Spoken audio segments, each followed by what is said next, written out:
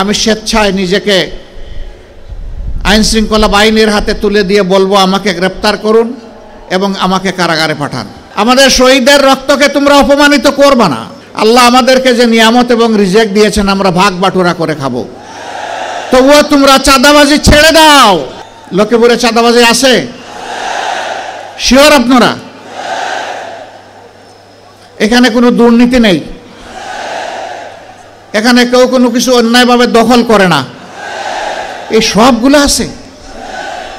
যারা এগুলা করেন তারা কোন দলের, তারা কোন ধর্মের, তারা কোন প্রজাতির, তারা কোন গোষ্ঠীর, এটা না দেখে এই বিনয়ের সাথে অনুরোধ করব, বন্ধুরা দয়া করে ওই শহীদদের রক্তের প্রতি একটু সম্মান দেখাও। আমাদের শহীদদের রক্তকে তোমরা অপমানিত করবে না।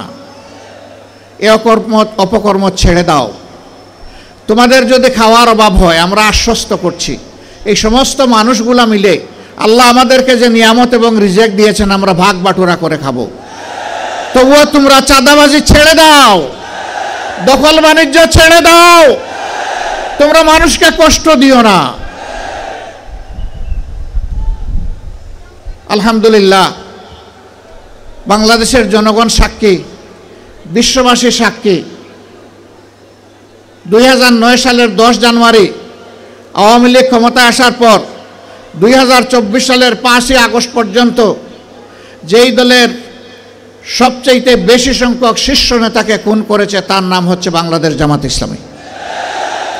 এক এক করে 10 জনকে খুন করেছে, আর আল্লাহ একজনকে বাঁচিয়ে রেখেছেন। তিনি হচ্ছেন আমাদের ভাই এটিএম আজহারুল ইসলাম।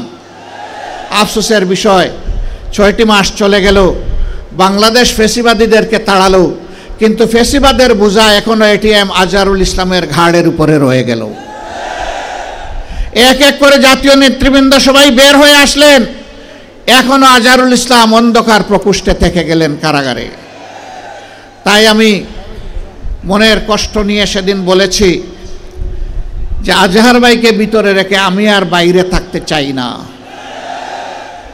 আমি সরকারকে অনুরোধ করেছি আগামী 25 তারিখ আমি স্বেচ্ছায় নিজেকে আইন শৃঙ্খলা বাহিনীর হাতে তুলে দিয়ে বলবো, আমাকে গ্রেপ্তার করুন এবং আমাকে কারাগারে পাঠান।